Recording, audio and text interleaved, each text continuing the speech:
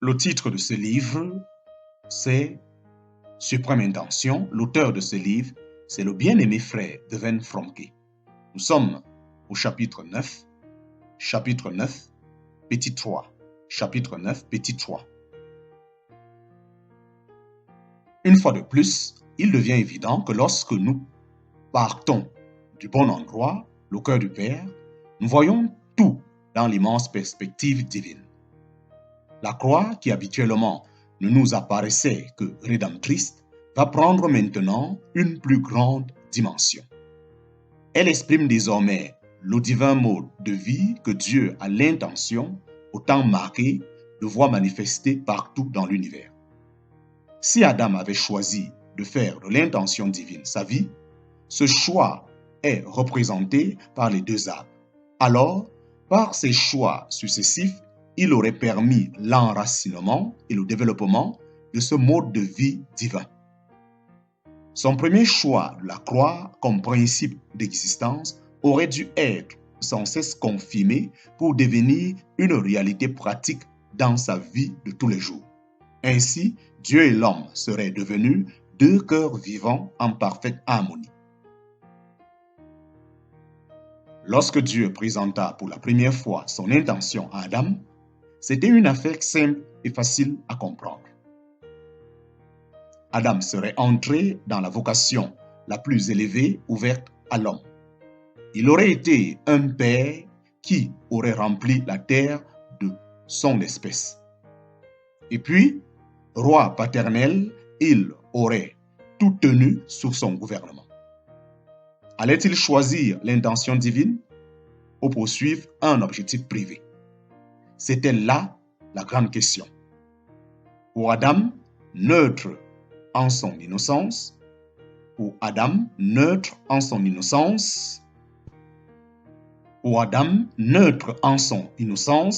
il allait choisir l'intention. Il allait choisir l'intention divine. Pour Adam, neutre dans son innocence, choisir l'intention divine revenait à restituer à Dieu sa vie naturelle. Pour Adam, neutre dans son innocence, choisir l'intention divine revenait à restituer à Dieu sa vie naturelle.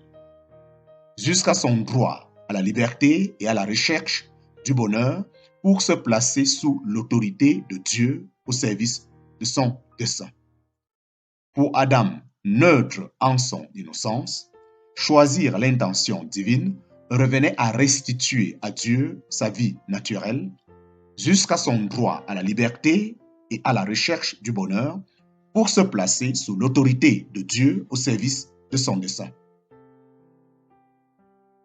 Choisir son propre dessein signifiait pour Adam qu'il allait se nourrir de l'arbre la connaissance du bien et du mal et par là développer sa vie naturelle, exercer ses prérogatives d'homme libre et travailler à ses objectifs personnels.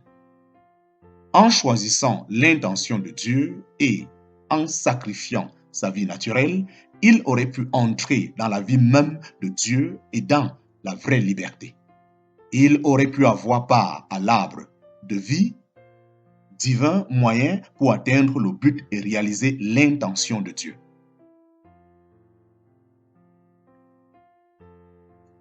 Choisir son propre dessein signifiait pour Adam qu'il allait se nourrir de l'arbre la connaissance du bien et du mal, et par là développer sa vie naturelle, exercer ses prérogatives d'homme libre et travailler à ses objectifs personnels.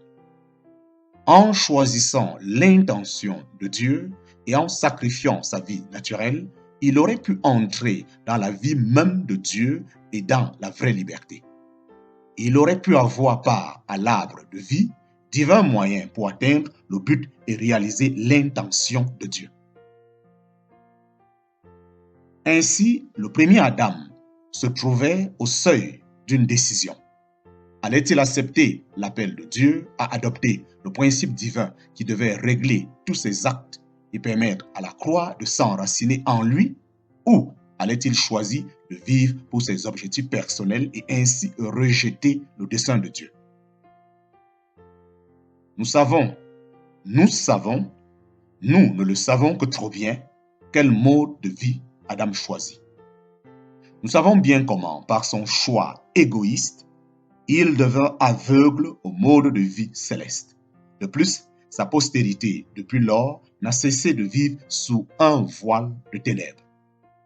Bien que la croix éternelle soit écrite partout, dans la texture même de l'univers, l'homme aveuglé, limité par le péché et par ses sens naturels, était incapable de comprendre le principe de la croix. Se donner soi-même sans en avoir une manifestation visible.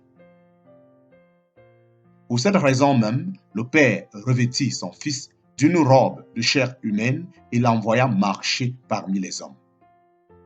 Chacune de ses pas, depuis l'heure où Dieu rendit hommage au Jourdain, à sa qualité de Fils, fut une révélation de ce divin mode de vie. Immédiatement, il fut conduit au désert où il rencontra Satan et démontra à la perfection ce qu'il allait être son mode de vie. Il ne voulait rien faire pour lui-même. En parenthèse, il refusa de changer les pierres en pain. Il ne voulait rien faire pour lui-même. En parenthèse, il refusa de se jeter du haut du temple et d'utiliser sa puissance pour se sauver lui-même. Il ne se permettait pas de disposer de lui-même, en parenthèse, engagé pour l'accomplissement du dessein de son Père.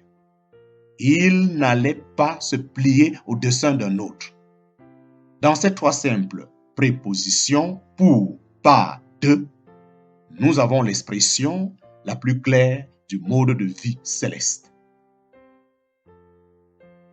Pour cette raison même, le Père revêtit son Fils d'une robe de chair humaine et l'envoya marcher parmi les hommes.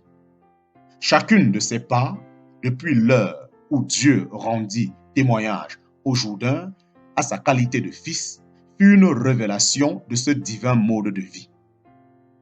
Immédiatement, il fut conduit au désert où il rencontra Satan et démontra à la perfection ce qu'il allait être.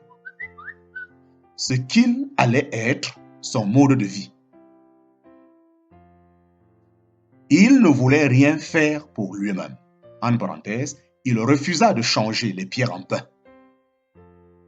Il ne voulait rien faire par lui-même. En parenthèse, il refusa de se jeter du haut du temple et d'utiliser sa puissance pour se sauver lui-même. Il ne se permettait pas de disposer de lui-même. En parenthèse, engagé pour l'accomplissement du dessein de son Père, il n'allait pas se plier au dessein d'un autre. Dans ces trois simples prépositions, pour, par, de, nous avons l'expression la plus claire du mode de vie céleste. Ainsi comme divin envahisseur de la vie humaine, Jésus est venu faire la démonstration du principe divin du dépouillement à des êtres inténébrés par la possession. Chaque pas de son pèlerinage terrestre a été marqué par un conflit avec les puissances du mal démasquées par sa simplicité sans fraude. Les grands de ce monde ne voulaient rien de lui à cause du mode de vie qu'il représentait. Les grands de ce monde ne voulaient rien de lui à cause du mode de vie qu'il représentait. Chaque pas de son pèlerinage terrestre a été marqué par un conflit avec les puissances du mal, démasqué par sa simplicité sans fraude. Les grands de ce monde ne voulaient rien de lui à cause du mode de vie qu'il représentait. Ainsi comme le divin envahisseur de la vie humaine, Jésus est venu faire la démonstration du principe divin du dépouillement à des êtres inténébrés par l'appât de la possession. Chaque pas de son pèlerinage terrestre a été marqué par un conflit avec les puissances du mal démasqué par sa simplicité sans fraude.